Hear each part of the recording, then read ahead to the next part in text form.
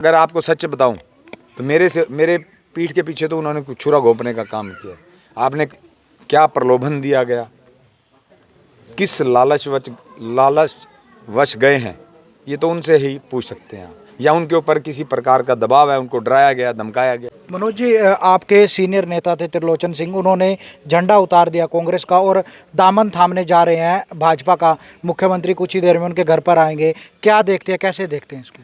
देखिए, ये तो हर व्यक्ति की, जिन्होंने 40-40 साल पहले पार्टी के अंदर आए और सरकारों में रहे, पदों पर रहे, आज न जाने उनके ऊपर क्या प्रेशर है पार्टी का।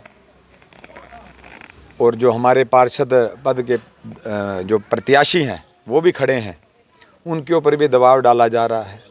सरासर लोकतंत्र की हत्या है, संविधान के खिलाफ है ये चीज़ें। और हमें तो ये नहीं समझ आ रही, वो तो ये कह रहे थे कि हमें तो कोई डर ही नहीं है।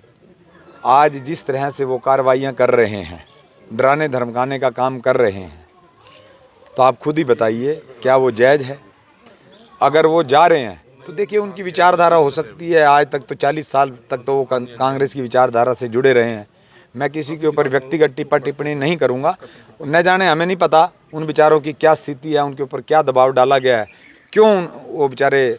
कल तक तो देखिए, अब अगर आपको सच बताऊं तो मेरे पीठ के पीछे तो उन्होंने कुछ छुरा घोंपने का काम किया।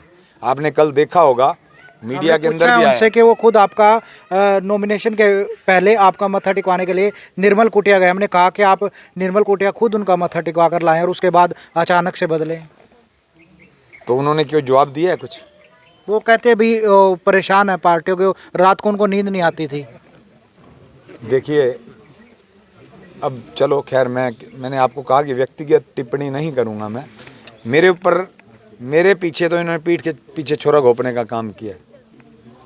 अगर कल मेरे को ये नॉमिनेशन भरवा के लाए हैं, आपने जैसे कहा, चलो भगवान जी के वहाँ पे दरबार में तो माथा टिकवाने गए हैं, तो वो तो हम अपने आप भी गए थे। लेकिन अगर इन्होंने ऐसे बीच रास्ते में ही छोड़ना था तो कम से कम ये इनको या तो पहले चले जाना चाहिए था या इनको चुनाव के बाद जाना चाहिए था।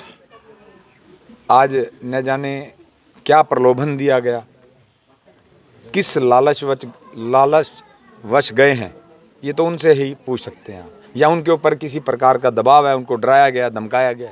पहले भी उन पर आरोप लगे थे, विधानसभा चुनाव के दौरान के भी पहले पैसे लिए थे, इस प्रकार के आरोप अभी भी शायद लगेंगे उन पर। देखिए, मैं आपको ये बता रहा हूँ कि मैं इस कंट्रोवर्सी में नहीं पड़ना चाहता, क्योंकि जिन लोगों के साथ हमने एकजुट होकर काम करने का प्रयास किया, हमने एकजुटता दिखाई, आज अगर वो चले गए हैं तो मैं उनके बारे में टीका टिप्पणी करूं तो वो मेरे लिए भी सही नहीं होगा। ठीक है, जो उन्होंने किया अच्छा किया। बाकी जो चुनाव है, वो चुनाव जो है करनाल की जनता लड़ने जा रही है। आज आप शहर की एक एक गली में चले जाएं तो आपको शहर के माहौल से पता लग जाएगा कि आम जन लूट का भागीदार नहीं बनना चाहता। वो तो ये चाहता है कि हमारी डेवलपमेंट होनी चाहिए, क्योंकि ये चुनाव आम जनता का चुनाव है। मैं आपको पहले भी कहता हूँ कि ये लोकल सरकार का चुनाव है।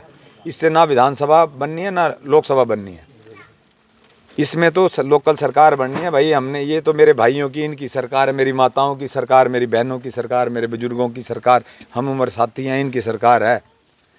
हम तो ये चाहते हैं, हमने पहले भी जनसेवा करके दिखाई है, हमारा जज्बा यही है। मैंने तो आज आपके सामने शपथ भी ली है कि अगर आप मेरे ऊपर जनता विश्वास करती है, मुझे मेयर बनाती है, तो मैं भ्रष्टाचार के ऊपर चोट मारने का काम करूंगा। और जो जनता चुनाव लड़ रही है, अगर नेता चले भी गए तो इससे कोई फर्क पड़ने वाला ज़्यादा है नहीं।